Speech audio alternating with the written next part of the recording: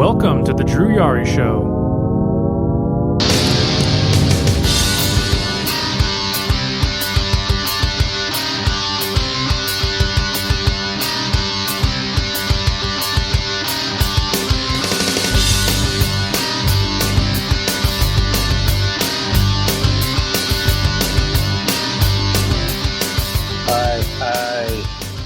I just got back from the theater like 20 minutes ago. Oh man, I'm still just like I'm pumped. Like that's how great the movie was. Like fuck. Anyways, shit. I don't know. I'm just at a loss for words. The movie was insane. The ending is what got me. Anyways, I'm basically just gonna jump into it. Spider-Man: Far From Home came out today. Where do we start? Basically, the movie takes place literally after Endgame. If you guys remember, at the end of Endgame, spoilers for those who haven't seen it. I mean, the movie came out in April, so if you haven't seen it, then that's on you. I mean, it's been re-released. I don't know if they decided to put it back in the vaults, like Disney has to do with no shit. If you haven't seen it, that's on you. So, at the end of Endgame, Tony died. And Tony Stark died. And there was a big funeral for him at his lake house. Everybody was there. All the Avengers were there, including Peter and Nick Fury. The movie begins... Fuck, I was just the movie begins showing... Well, I think it was a scene that they showed in the re-release of Endgame, where they re-released Endgame, and they said, with 8 minutes of extra footage, and that was one of the scenes, which is basically a snippet of Far From Home, where it shows Maria Hill and Nick Fury driving over to Mexico. There's a village in Mexico that pretty much just got demolished. And all of a sudden, you see someone coming from the sky. It's Mysterio, Jake Gyllenhaal. And he sees him and he's like, "Who are you?" He turns around and there's this big, giant, sand monster. Which at first we thought was Sandman, but it's not. They're known as elementals, which we'll get to later on. And, that part in the first trailer where he comes in and says, you want to be part of this. That's that scene. He tells, Fury and Hill, you don't want any part of this. And then he goes after that monster. And then it goes to the Marvel, logo, which you think is going to be the Spider-Man theme, but it ends up being Always Love You by Whitney Houston, which you're like, there's a montage for Tony Stark. And there is. It's a high school, I guess a Microsoft PowerPoint montage of those who have fallen. Shows Tony.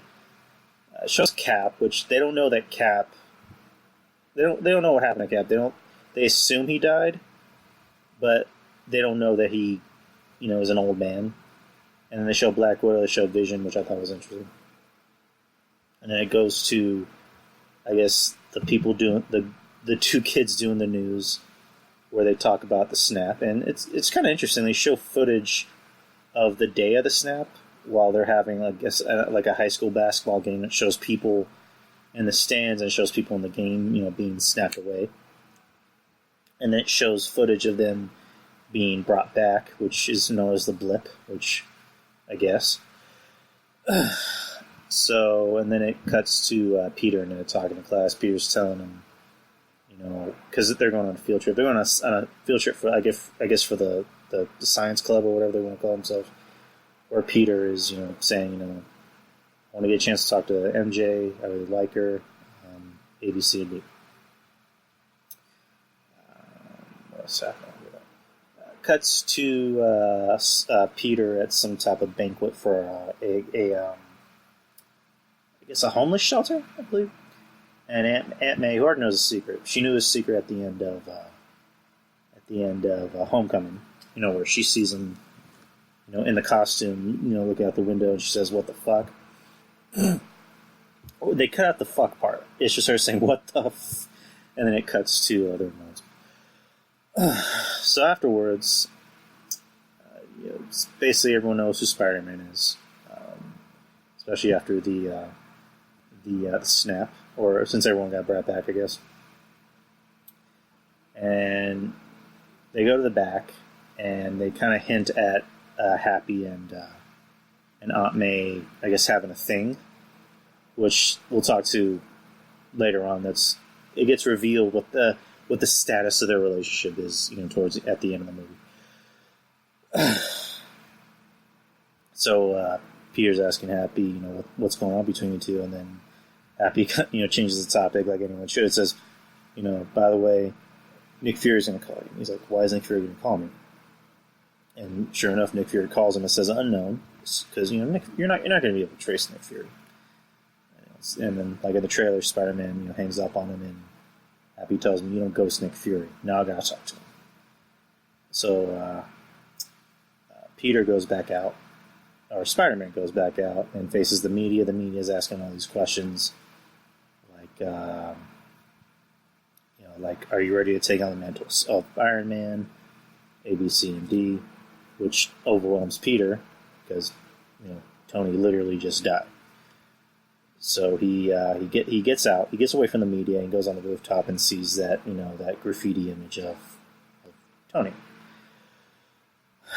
For Peter, it's very overwhelming because he's dealing with, I guess, survivor's guilt. The way he sees it is, he wasn't he wouldn't have been able to do it because Tony made the decision on his own. I think Tony knew his fate. Doctor Strange knew it. Doctor Strange didn't just know Tony's fate. Everybody's fate. He knows what's going to happen in Phase 5, 6, and 7. Like, that's how much Doctor Strange knows about the current MCU landscape. So there's that. But Peter, he feels like it was his fault. Like he could have done more to save him. Because he feel like he let him down.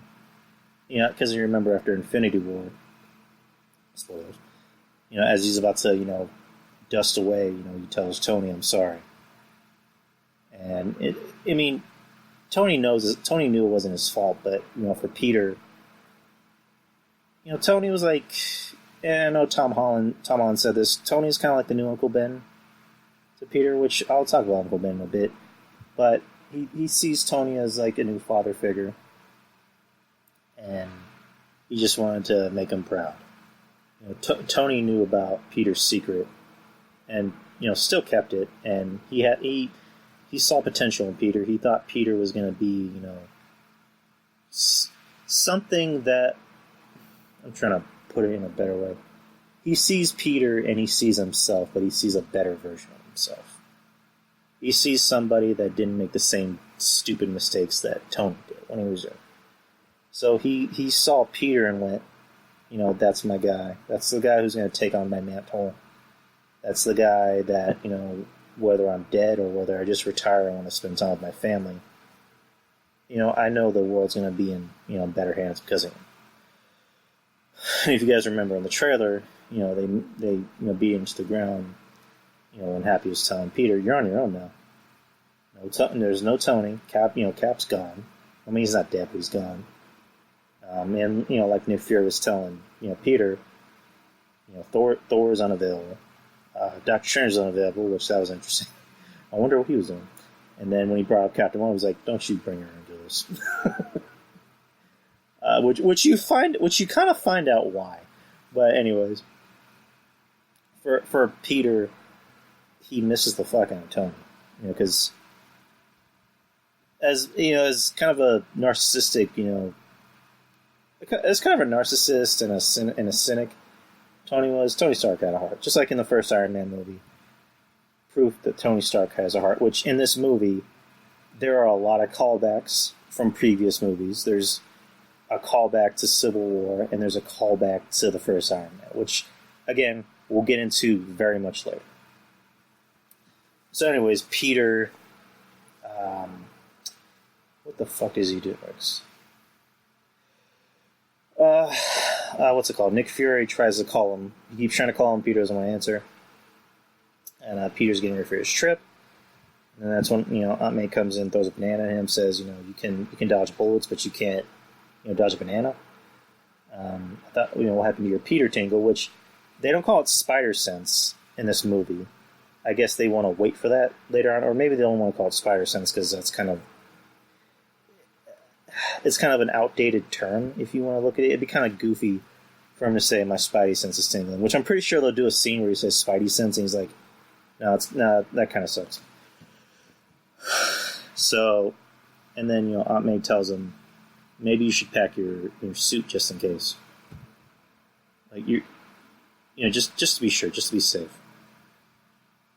And then Peter's just like, I just want to have fun. I just want to go on vacation and forget about everything. Forget about everything else. Just want to have fun. Just want to hang out with my friends. Have spend some quality time with MJ. Because I've been literally have been gone for the last 5 years. I wasn't here for the last 5 years. Neither were you. The last 5 years have been hectic. Now that I'm back, I want to worry just about. I just want to have me time. I just want to have my alone time. I literally just saw the movie, so I'm trying to remember everything as best as I can, and I have a headache because that's how insane this movie was. So they go on vacation. They go on they're on a plane, and yeah, pretty much it. There's really nothing special about the plane ride. Peter tells Ned, "I want you to find a way to get me to sit next to MJ because MJ is sitting next to this tall Asian kid. I'm forgetting his name. Who he didn't get snapped. About 5 years ago, he was I think like 11 or 12 years old. He was just a small little Asian kid, but now he's a tall buff kid with 6-pack abs, and he has a thing for MJ, which MJ got snapped. A lot of people got snapped and stayed the same age. So if you were 16 5 years ago and you got snapped, you're going to be 16 still.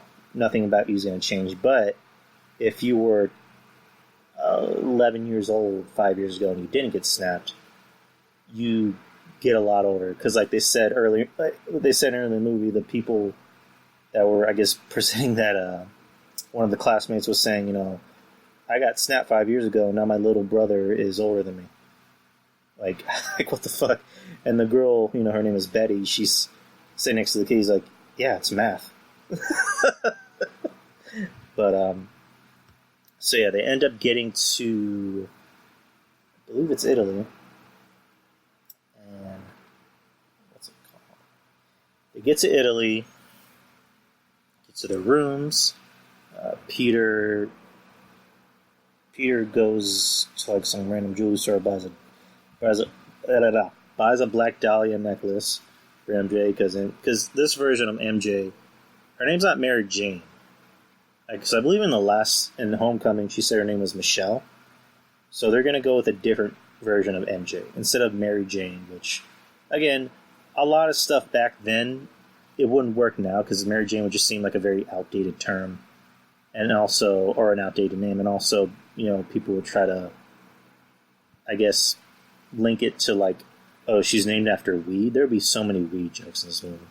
So her name is MJ, but her name is Michelle something. They're not really revealing what.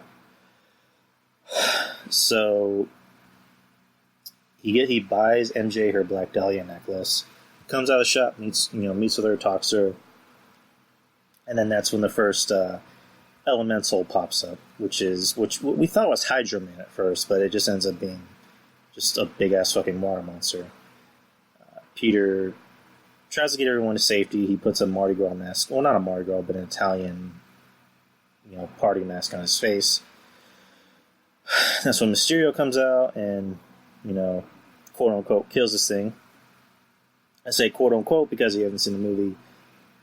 Again, spoiler alert for anyone who hasn't seen the movie yet, or if anyone just reads, has read Spider-Man comics and watched the cartoon, you already know where this is going. So Mysterio kills him. Peter gets back to his hotel, talks to Ned, and right when they're walking into his hotel room, that's when you see a dart, hit Ned in the neck. and it's Nick Fury. Nick Fury, sees him as like, finally we meet. You're a very hard man to get a hold of. As he's shown him like this, I guess this like world monitor or whatever you want to call it, like this hologram of the world. He's explained to him, things have been happening for the past couple of days.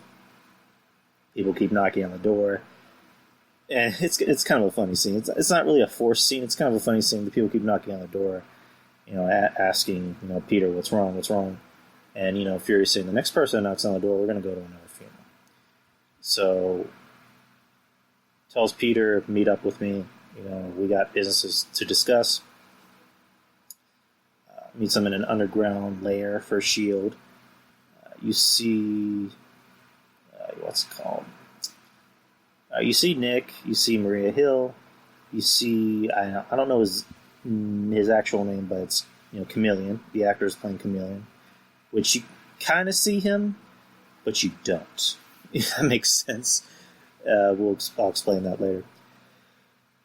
Then you see Mysterio, Quentin Beck, played by Jake Gyllenhaal. He gets his name Mysterio from the news. And then, he says, my friends are calling me Mysterio. He's like, but you can call me Quentin. And, we could have used somebody like, my world. And he's like, wait, what are you talking about? He explains to them, that he's not from another Earth. He's from Earth 313? Or 833? Oh, man, I should have fucking remembered that. But, and then, the current Earth that, the MCU is in is 616. So he explains to them that these three elementals, they're in Greek mythology, and they all destroyed his Earth, especially the fire elemental. Because he stopped the first one that was in the beginning of the movie, which was the ground one. And the second one, which was the water. The third one's going to show up pretty soon. And Nick Fury's telling Spider-Man, we need you for this. And then, Peter's saying, listen, I really can't. If I keep leaving and showing up, my classmates are going to get suspicious and know who the hell I am. Because we're going to go to France next. And I really can't go. I'm sorry. Nick Fury just kind of calmly looks at him and goes, okay. Go back to your class. The very next day, and like before that, he says we were going to go to, I think Prague. He's like, that's where the the fire element was going to show up. We're going in Prague, and he's like, well, no, we got to go to France. The very next day, the teacher tells him, good news, we're going to Prague. He keeps saying good news for things that the students don't want to do, which seems like any typical teacher. And he's like, wait, we're going to Prague? And then Peter's like, I have a feeling Nick Fury is all over this. And he looks at the, I guess, the bus that the teacher, quote-unquote, rented out, which ends up being Chameleon, who ends up driving the bus. So they get on the bus, and Peter opens up this gift that was given to him, and it was from Tony Stark, and said, pretty much, to the next Iron Man, or I forgot what it was. Puts on the glasses, and on the card it says, say Edith, and it's Edith, and it stands for even in death, I'm the hero. And it's basically Tony Stark's glasses for being able to, I guess, sense people, know who the fuck they are, look at their social media pages, or if someone's doing some shady shit, you call for an attack on them. So that's what he has. So they get off at a rest stop, just go to the restroom. Peter gets off, and Chameleon tells him, go over there, and it's some random lady in a outhouse or whatever. And it's, obviously someone from S.H.I.E.L.D. She hands him a new stealth suit, because Peter's problem is, I don't want people to know who I am. So S.H.I.E.L.D. decided to make him a new stealth suit, which a lot of people thought was the Spider-Man Noir suit, which that would have been pretty dope if it was, but it wasn't. It was a stealth suit. She tells him, take off your clothes, change right now. So he takes off his pants, and then the Asian kid, I think his name was Brian, comes in, sees him, takes a picture of him, makes it look like he's trying to fuck, this random, blonde bitch. And Peter's saying, you can't take a picture that's fucked up. And, Brian's, telling him, listen, if you want to fuck this bitch, go right ahead. But I know how much you like MJ, so I'm not going to let you hurt her. Basically, he's trying to get with her. So he's going to send her that pic. So when they get on the plane, or not the plane, the bus, he's about to send the picture to MJ, and then Peter tells Edith how, he kind of like messes up his words. He says, because he wants her to go through his phone and erase that picture. But he ends up saying, I want you to, in other words, take him out. Like, make sure he can't talk. Which he accidentally ends up calling for an attack on him. To where he has to stop these drones coming in. Which these drones play a big part in the film. And he distracts everybody, says, hey, look, I'm out and go. And then he jumps out of the truck, the bus, and destroys, the drone coming for Brian. And then he ends up just, wiping out the pic from Brian's phone. Which Brian is trying to show MJ. I could have sworn it was on this one. So, where did they go to next? They get to Prague. Peter's talking to Mysterio, Nick Fury, and Hill about what's going to happen.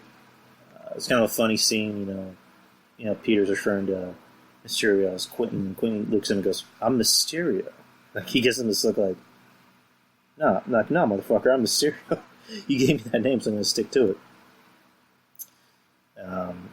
Nick Fury is not impressed by Spider-Man. He's telling him, listen, we brought you here for a reason. We brought you here because Tony, went to bat for you and said you're the best. Like, that you're going to be the guy that takes over his throne.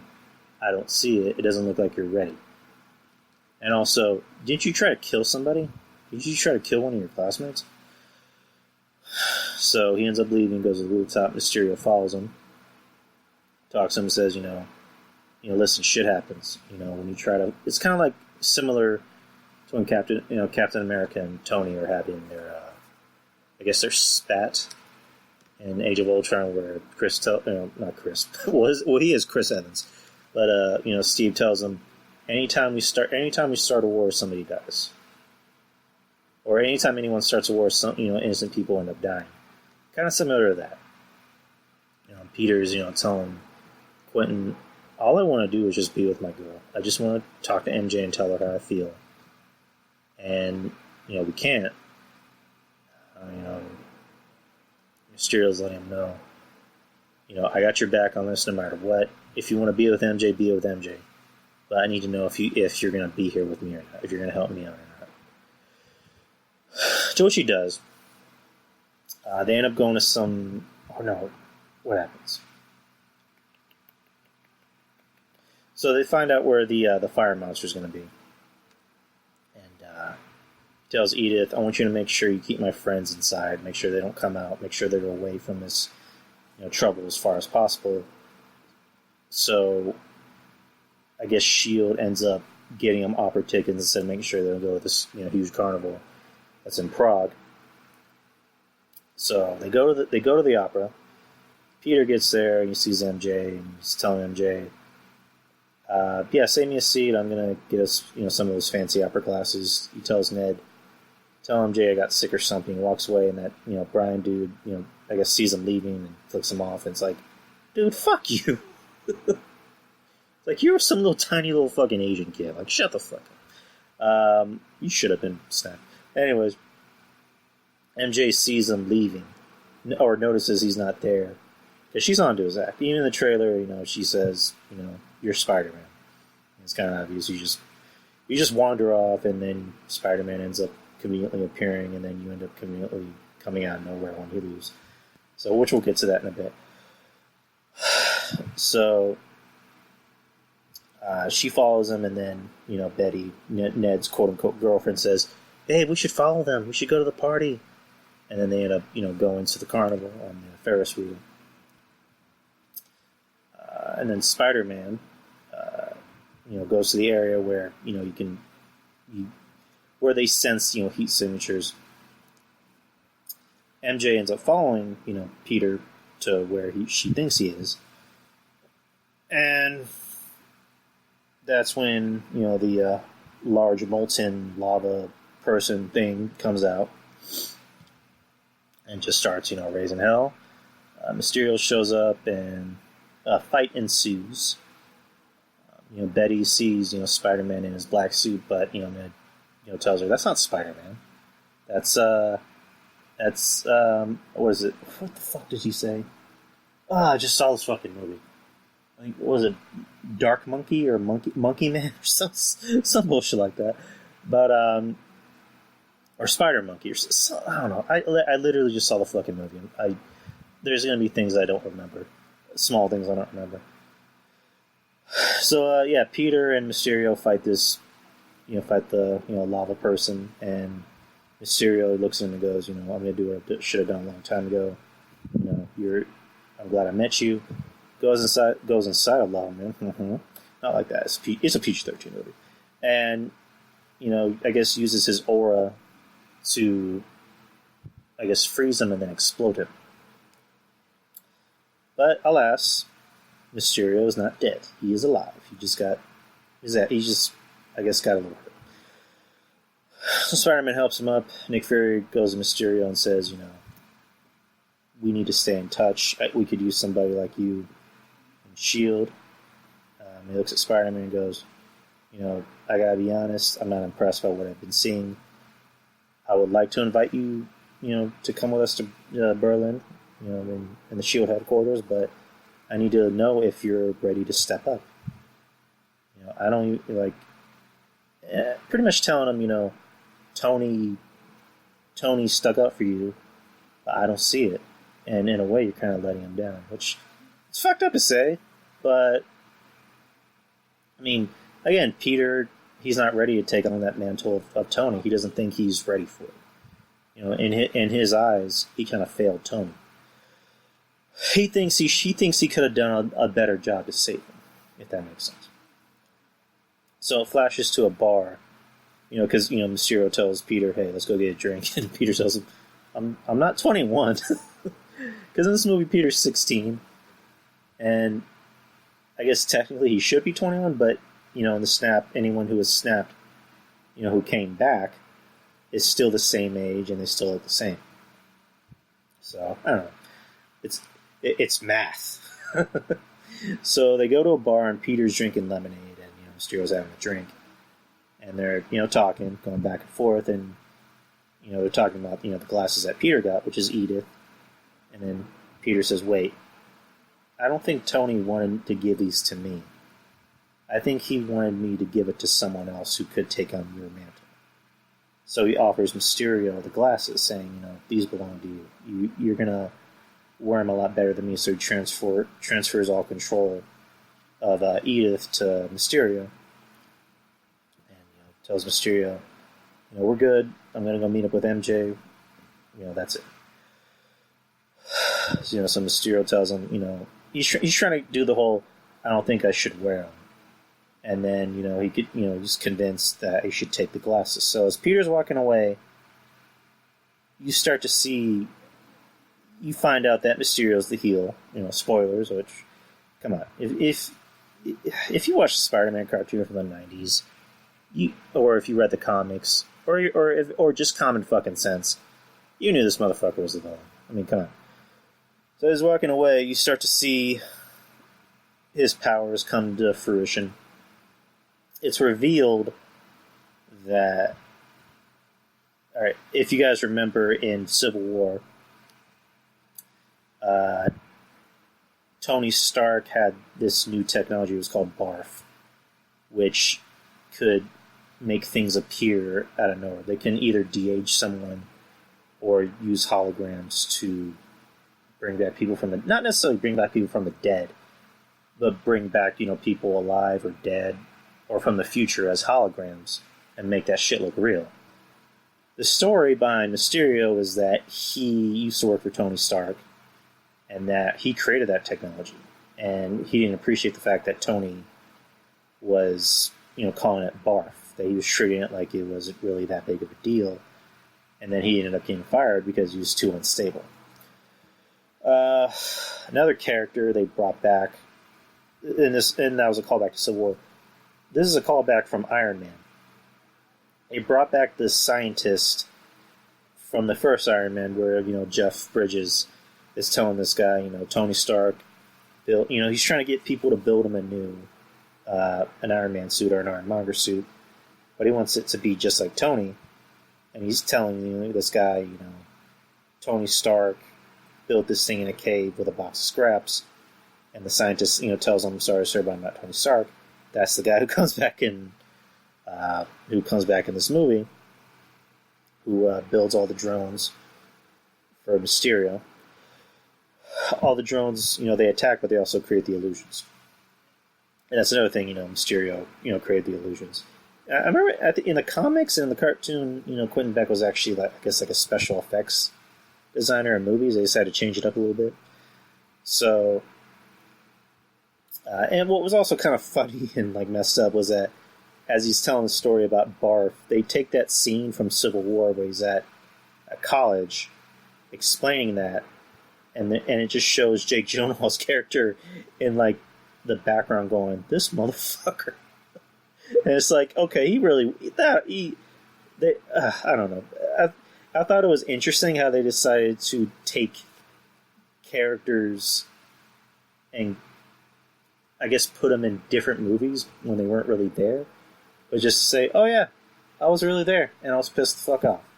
So instead of him being an ex-actor or an ex-Hollywood, a special effects person, he used to work for Tony Stark, and the whole point of this is he's trying to get Stark Tech, which I remember that being one of the rumors from a couple months ago was that Mysterio was trying to steal some Stark Tech.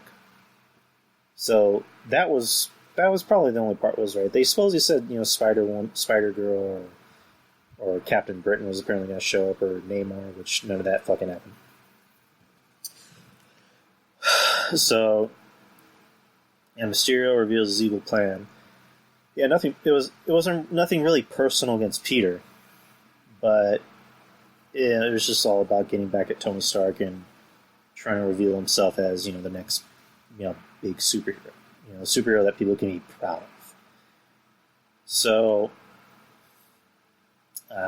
Peter comes back to the hotel, talks to MJ, and they'll reveal that because of the events that are going on in Europe, that their parents want them to come back home and meet. So he goes to MJ and tells him, "Listen, it's our last night in France.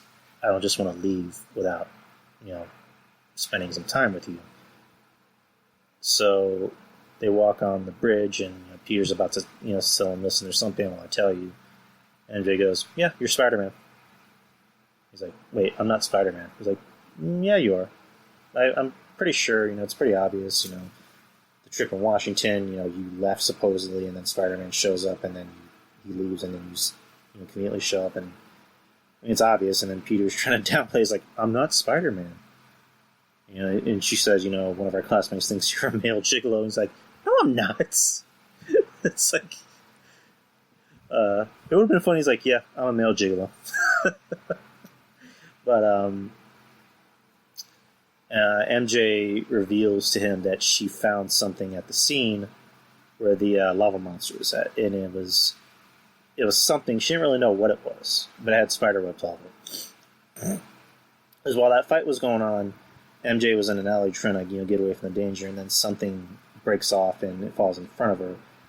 And at first I thought it was one of Spider-Man's, I guess, gadgets, but it was the gadget from one of the drones. And Spider-Man, I guess kind of smacks it to make it work, and you see the water monster come out, and then you see Mysterio, and then he figures out it's an illusion. It's holograms, and he puts two and two together and realizes this is Mysterio's doing. Like, what the fuck? So they end up going back to the hotel, and he puts on the stealth suit and says, "I got to get to Nick Fury. I got to find a way to get a hold of him and let him know what the hell's going on." Mysterio, while this is going on, he's trying to plan his next big attack. And then, while all these drones are, projecting everything, he notices something a little bit off. And then he, looks online and realizes that one of the drones is gone. So he's like, I gotta find these drones. He because if one thing is off, it's not going to work. So he uses GPS to find one of the drones and finds out that Peter and MJ have it.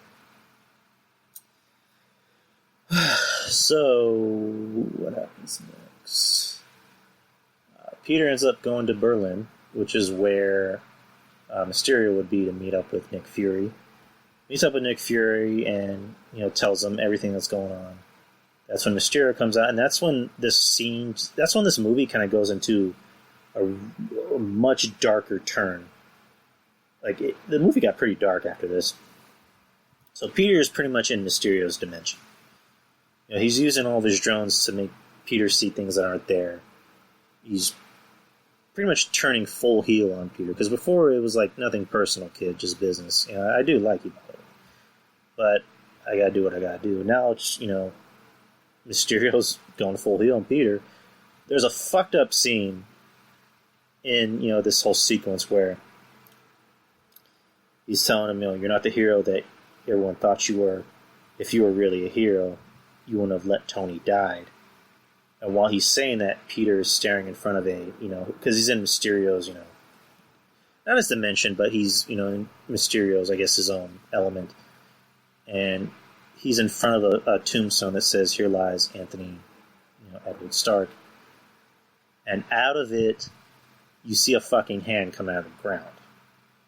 And it's a fucking zombie Tony Stark. Not Tony Stark, but a zombie Iron Man, which I'm like, that is all kinds of fucked up. That is too fucked up. I remember in Tom Holland before the movie came out, he said that there was going to be a scene that was going to piss people off. Because he said he remembers doing a scene that he didn't really feel right about. Not that he hated doing the scene, but he just kind of had a feeling about it. And he goes back to the monitor and sees it, and he looks over to the director and he's like, "I don't think people are going to like the scene." And the director's like, "Nope, they're going to hate it." So I didn't know if it was supposed to be a cheesy scene or if just something really fucked up was going to happen. I think that was the scene. That's just my guess, that they bring back a zombie Iron Man, which that was kind of fucking metal. Metal, Iron Man, get it? That was so fucking metal, but it was so fucked up. But I'm glad it happened. So Mysterio's, letting him know. Pretty much just talking shit, just being a heel. You can't beat me. There's no way you can beat me. I'm in my own element. So you see Mysterio, quote unquote, get shot by Nick Fury. Nick Fury goes up to, Peter, tells him, "Who else did you tell?" And, Peter, thinking it's Nick Fury, tells him, "I just told my friend Ned," and, MJ, and, Ned probably told his girlfriend Betty. And then you see, you find out that, Nick Fury is actually Mysterio. It's still an illusion. He's telling him, "You are so gullible." And you see a fucking bus just comes out of nowhere and fucking hits Peter. So Mysterio thinks Peter's dead. And now he's going to go after his friends to kill him, to make sure they don't know, so he can hide the truth. Peter, didn't die. He ends up, I guess, crawling back on the train and falls asleep. Wakes up in a holding cell in the Netherlands.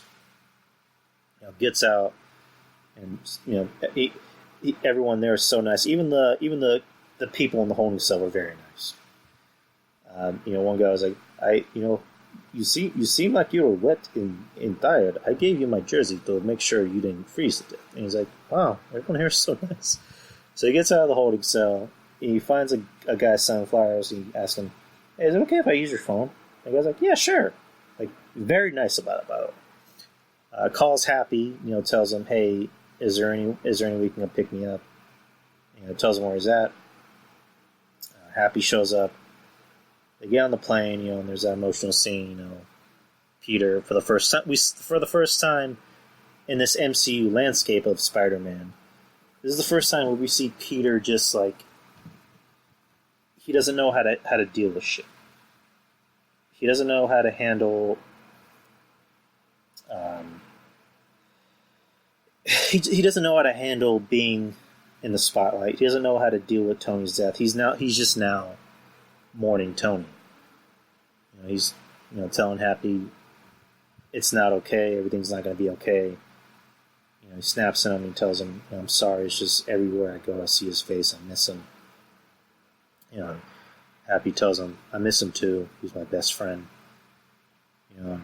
I don't think Tony would have done what he did if he knew we weren't going to be here after he was gone. Because, again, Tony sought this kid out. He didn't just see the videos and go, I need that kid.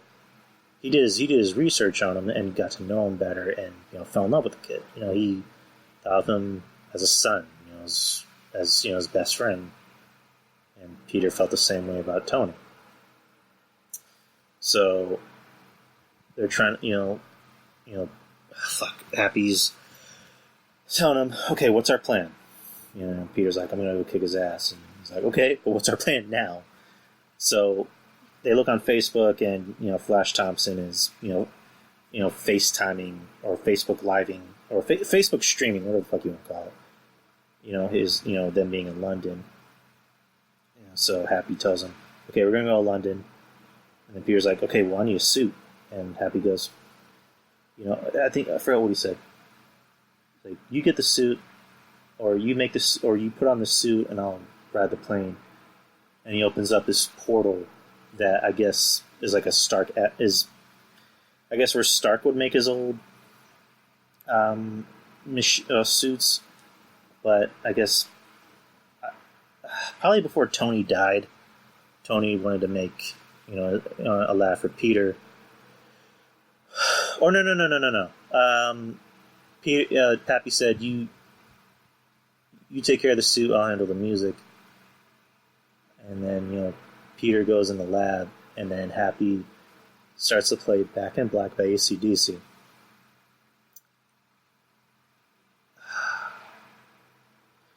This is where the film got emotional, because the music's playing, or before that, Peter is going through all the gadgets on how to make a new suit, and then Happy starts playing Back in Black by AC/DC, which is an homage to the first Iron Man, which that was the song that literally started playing in the beginning of the movie. And then Happy just looks at him and he gets real choked up. I'm getting fucking choked up too, I'm sorry. He looks at Peter, doesn't say anything. Peter sees him. He's like, what? Happy says, nothing. And the music's playing. And then Peter, says, I love Led Zeppelin. Oh, man. I know these characters don't exist, but fuck. Oh, man. I never not cry at the end of Endgame when Tony dies. Oh. Not crying, by the way. I'm not crying. Crying's for pussies. But yeah, Peter is making his suit from scratch. Well, on a special, machine that Tony made for him. And it's the suit. What's up? I'm not crying, by the way. So yeah, Peter makes his suit while Happy is flying to London, which is where Mysterio shows up with his drones, makes a giant fucking thing. They don't really say what it is, but I guess it's a combination of all the other three elements. And finds MJ, finds Betty, finds Ned, and instructs his drones to go after them. Peter finishes the suit, ends up showing up in London, and he realizes how he can stop the elementals. He says, I need to get inside, the elemental, I need to find him and, take him out. He ends up going inside and taking out all the drones. Mysterio realizes this and it's like, I gotta kill this fucker. There's a funny scene where Happy, Betty, Ned, Flash, and MJ go up into some kind of museum where it had stuff from the mid ages as knight armor, and MJ gets a mace and just starts smashing one of the drones. Happy grabs one of the shields and tries to throw it at the drone, but it doesn't even hit him. And he's like, how did Cap do that? So, anyways, all the drones go after Peter, and they all take him down. He has a hard time taking all of them down. So what Peter does is, I don't know if this is on purpose. He finds like some type. He finds, I think, one of the drones with like an explosive or something, and then he gets this sign that kind of looks like a shield almost, and it's kind of an homage to Endgame, where Cap was wielding Mjolnir and he had his shield. So he throws this thing that he was swinging, which I'm assuming it was an explosive or one of the drones, at the drones, and it exploded all. And then he just takes out the remaining ones. So he goes into the bridge, like this bridge area where Mysterio is. And he has glasses, and says, "Oh, you want these glasses? Come get it." So he uses his powers to make an illusion to make sure Peter doesn't get to him. But Peter's on to his act. He takes out all these drones, and he gets Mysterio. Takes the glasses, and Peter tells him straight up, you were my friend. You betrayed me. You lied to me. What the fuck?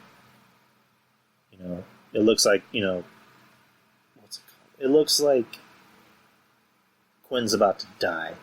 All of a sudden, his Peter tingle. He turns around and grabs something, and it's a gun.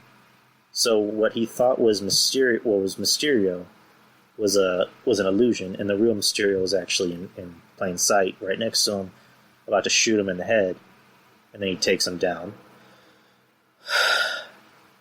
And he's about to die. He's like, why did you do it? Like, why'd you do what you did? Mysterio's telling him, because people will believe what they want to believe. They'll believe anything nowadays. And so Peter puts the glasses back on and tells was it Edith? Yeah, he tells Edith, just shut down the drones. Like, let it be done. So that was the end of the battle scene of Mysterio, supposedly. Peter meets back up with MJ, and MJ confesses the truth. I wasn't just onto you because you were Spider-Man. I like you. And then they share a kiss. I was kind of making things awkward. I set the line from the first Spider-Man movie, "Go get him," or not the first one, the second one, "Go get him, Tiger." And my girlfriend, who's like the ultimate Spider-Man fanatic, looked at me and went, "You do not ever say that line ever again." Alright, so they end up getting back home. They go back to school. Peter and MJ are now a thing. The end of the movie is just Peter meeting up with MJ, and she's texting him saying, "Don't text and swing at the same time." So they meet up together, and he, I guess, picks her up to go drop her off somewhere. And that's the end of the movie. The credits roll to Vacation. I forget who's sung it. He gets to the mid-credit scene and just picks up, right where that scene left off, and he's dropping her off. All of a sudden, you see the news playing in the middle of Times Square, and saying, we have some footage of what just went over, what happened in London. We have our correspondent, the head of the Daily Bugle, and it's fucking J.K. Simmons from the 3 Spider-Man movies as J. Jonah Jameson. They brought back fucking J.K. Simmons. Because there were rumors that he was going to come back, because he appeared at the premiere last night. And we weren't really too sure, and he just tried to play it off as like, I just wanted to come see it. I was invited. And I remember he did an interview with Howard Stern a few years ago, where they wanted to bring him, where there were rumors that he was going to come back, and Howard Stern asked him, are you going to come back? And he just kind of played it off like, yeah, we're talking. That's it. Well, fucking J.K. Simmons is back as J. Jonah Jameson. Like, that's fucking... If anyone can pull off that role, it's him. I couldn't imagine anyone else in that role. But he came back, so that's fan service. And so he ends up showing, news footage, or doctored footage that Mysterio made, where he's saying, I'm quitting Beck. I was just trying to save London, and then Spider-Man attacked me for no reason. And then here's the big fucking knife, well, not really a knife in the heart, but on the video he reveals Peter, Spider-Man is really Peter Parker. And on the video he doctored the footage to make it look like Spider-Man was really the one attacking people. So, and that's the end of the clip, or that's the end of the post-credit scene. So now everyone in New York will now know that Peter Parker is really Spider-Man, and that Spider-Man is not the hero that everyone thinks he is. That it was actually Mysterio. They're like J. Jonah Jameson was saying, Mysterio will go down as the greatest superhero of all time. And then another post-credit scene was revealing that the Nick Fury and Maria Hill that we saw on Earth were really Skrulls, and that the actual Nick Fury is on vacation. He decided to take a vacation on a ship and with the Skrulls. Which I was thinking, is there going to be a fucking Captain Marvel cameo? Which there wasn't. I don't know if there should have been, but I was like, wait, the Skrulls, Captain Marvel, and it was it Ben Nicholson? Yeah, he returned as his character from Captain Marvel. I'm forgetting the name. So that was Spider-Man: Far From Home. Fucking insane. Like, the whole movie in general was great. The post-credit scene was even better. So now, this sets up, for part 3. Now everybody in New York is after Spider-Man. Now Spider-Man is public enemy number 1. He's the real villain, and we all know he's just a kid. So how does this work? We had, me and my girlfriend and my sister-in-law, we had different theories on what could work. Because in the cartoon, I believe in the cartoon Daredevil, Matt Murdock came in and represented Spider-Man as his lawyer to defend him, make sure he didn't go to jail. So that's a possibility. That's a possibility that in Spider-Man 3 we can see Daredevil come in and defend Spider-Man. Will it be Charlie Cox? I mean, I wouldn't see why it wouldn't be, because here's the thing, is that Marvel owns the characters, but Netflix owns the rights for Marvel to use. And now that the shows are canceled, Marvel has to wait another 1.5 years to be able to use them. So I don't know when the next Spider-Man movie is coming out, obviously, because this one just came out. But I would think by the time that movie comes out, or even by the time it begins production, they would have the rights to be able to use these characters in any type of form, whether it's in a movie or put them on Hulu like they suppose they're going to do. So that's one thing. They can bring in Daredevil and have Matt Murdock be Spider-Man's lawyer. That would be fucking dope. I seriously hope that fucking happens. Another possibility is Punisher. If you're remembering, in the Punisher, his first appearance was in a Spider-Man comic. A bounty was put on Spider-Man, and Punisher came in to try and finish the job. It happened in the comic, happened in the cartoon. Again, with these characters, are the original actors on the Netflix going to show up? Charlie Cox, I think, would be more believable to come in, because he's already said, if they want to bring me back, they can. Because I distinctly remember him saying in his Marvel contract, he's obligated to show up in a movie. So if they want to use him in a movie, they can. Well, like in Endgame, they brought in motherfuckers from other movies. They brought in Tilda Swinton. They brought in Robert Redford. So, it was in their contracts that, hey, if we need you for a movie, we need you to come in. So would Charlie Cox show up in Spider-Man 3? Like, that would be fucking dope. I seriously hope that happens. John Bernthal, I don't know if he would do it. I wouldn't see why he wouldn't do it, because he doesn't strike me as a guy who has an ego. Or say, I don't do sequels, even though, he did 2 seasons of Punisher. And supposedly, him and John... Interesting story about, John Bernthal, Tom Holland, is when they were auditioning for their Marvel roles, they were filming a movie together in Ireland. I forget what it was called. I think it was called Pilgrimage. And they actually shot each other's audition videos while they were, trying to get their Marvel roles, and it ended up working out. So that would be dope. Could you bring in Luke Cage? I mean, again, I think by the time they start production for these movies, they can literally use these characters however the fuck they want. So that would be dope. I mean, another idea you can do is now everyone thinks Mysterio is the hero, and they think Spider-Man's the villain. I don't think Mysterio's dead. That was just an illusion. It had to be.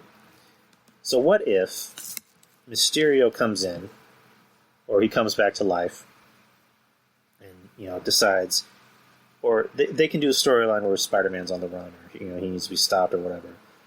This can be a way to bring in the Sinister Six. Like, they're the Sinister Six, but they're not the Sinister Six. They're 6 guys that are brought in to fight Spider-Man. Like Vulture can make a case that he was wrongfully imprisoned by Spider-Man when he was actually trying to do the right thing, but Spider-Man pinned it on him. And so so Michael Keaton, which supposedly he's down to come back. So he comes out. By the time that movie comes out, that's when you can bring in Norman Osborn, who he's supposed to be the new heel of the MCU, more like the street level stuff, not the cosmic stuff. You can bring in Norman Osborn. You can bring in Rhino, which would be interesting. Doc Ock, which I don't know. Again, we don't know when the next Spider-Man is coming out. I'm assuming it's in the next 2 to 3 years. So that's how you can handle it. You can bring in the Sinister Six, who they portray themselves as, hey, we're the good guys. We're just trying to stop this guy. He's the bad guy. Spider-Man, boo. Sinister. Well, they don't have to call themselves Sinister Six and be like, we're the heroic 6. We're the amazing 6 or whatever. We're the Fantastic 6. Huh? They can call themselves that. So that's when you bring in Spider-Man. And Spider-Man tries to fight him off. And I put out this idea a while back on the show where the third Spider-Man movie can be split into 2 movies. I mean, that would technically be 3 and 4, but the storyline can be split into 2 movies, kind of like Infinity War. There was Infinity War and then it was Endgame. Where in the third one, Spider-Man gets his ass beat by the Sinister Six. There's no way he can defend himself. And then, going back to earlier in the movie, in the trailers, or in the movie, he projected the idea of the multiverse. Come to find out that's not really true, according to him. But for all we know, there is a multiverse. So at the end of this movie, S.H.I.E.L.D., Nick Fury, who I'm ever can tell him, oh, by the way, there is a multiverse. And I've seen it, and you're not the only Spider-Man. Like, what are you talking about? There's different types of spider people all over the multiverse. So that's a way you can incorporate, into the Spider-Verse, into a live action thing, because if you remember in Venom, there was 2 post-credit scenes. The first one was with Carnage. The second one was a way to promote Into the Spider-Verse, where it said, and on the caption it said, in another universe far away. And it showed Into the Spider-Verse. Because Spider-Man is still a Sony property, but they're just working with Marvel. So is Venom. Venom's a Sony property, but not with Marvel. And then Into the Spider-Verse is just a Sony thing. Venom and Spider-Verse are 2 Sony things. So Sony can literally just bring in their Sony characters from their Spider-Man movies into the current Marvel universe. So that's a way you can bring them in, which is a post-credit scene at the end of 3, which is Nick Fury saying, there's a multiverse out there. You just got to go look for it. You just got to go find the right people. And, he uses it. And then, here's my idea, was that he goes into the multiverse. I guess he types in an address that he doesn't really quite know where to go. And then he goes through the multiverse and ends up at somebody's apartment. And his Peter tingle goes off. Turns around, and it's fucking Tobey Maguire. Tobey Maguire from the first Spider-Man. And his Peter Parker sees him and goes, kind of similar to the line in Spider-Verse where Chris Pine's, perfect Spider-Man, meets Miles, and then, his Spider Sense goes up. It's like, wait, you're me. Like, I had a feeling you'd be me. That could be the line that, Peter uses, like, wait, you're like me. Like, how's that possible? That's a way you can the fourth one could be, a live-action Spider-Verse. You can bring in everybody. You can bring in Venom. You can bring in, Tobey's Spider-Man. You can bring in Andrew Garfield's Spider-Man. Can you bring in Spider-Gwen and Miles Morales? Like how many does that make you? You have 3 Peters, you have Eddie Brock, you have Gwen, and you have Miles. Yeah, 6 on 6. Sinister Six versus the Spider Six. That would be fucking dope. According to Kevin Feige, a crossover with fucking Venom is possible, but it's up to Sony because that's a Sony property. Venom is not part of the current MCU. Venom's his own thing. So that is my review on Spider-Man Far From Home. How would I rate it? It's better than the first one. It's better than Homecoming. I loved Homecoming. This one is 10 times better than Homecoming. As far as like the best Spider-Man movies I've seen, it's certainly better than the Amazing Spider-Mans, the one with Andrew Garfield, which I like those movies, but they just weren't very good. It's better than Spider-Man 3. I don't know. I'd have to say it's either the second or third best Spider-Man movie. I like Spider-Man 2. The first one's a classic. I grew up on it. That was my childhood. So I have to say it's either a strong 2 or it might be number 3. I don't know. I need to see it again. But Spider-Man Far From Home, go fucking see it. It's fucking dope. It makes you excited for the future. But as far as Marvel movies goes, this is going to be the last one we're going to see for a while because there's not going to be another MCU movie, for the rest of the year. Usually there's like 3?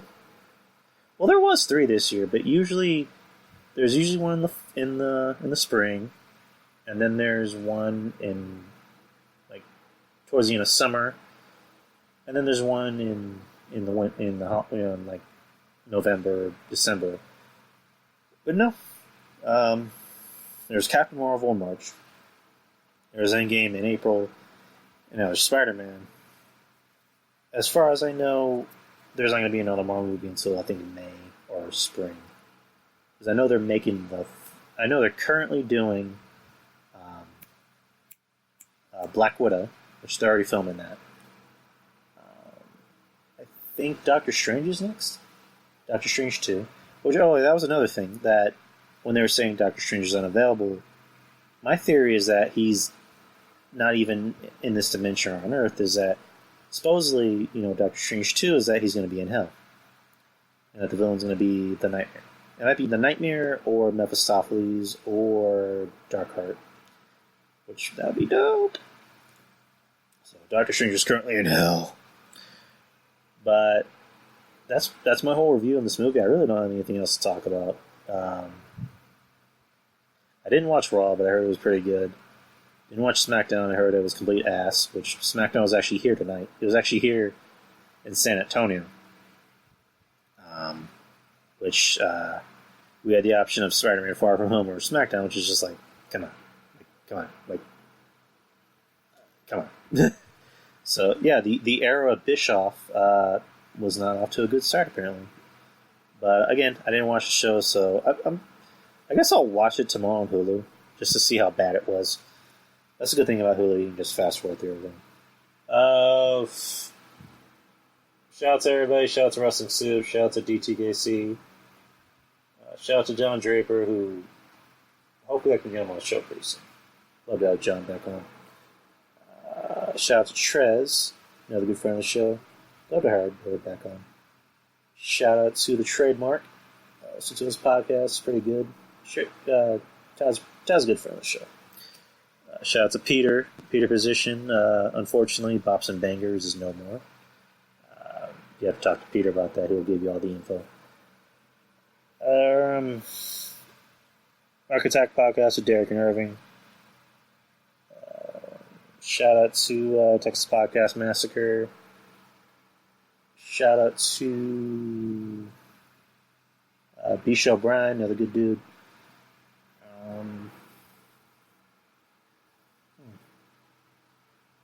That's pretty much it. Anyways, my head hurts. I need to take some aspirin and maybe take a shower and go to sleep. Anyway, guys, peace. See you next Wednesday.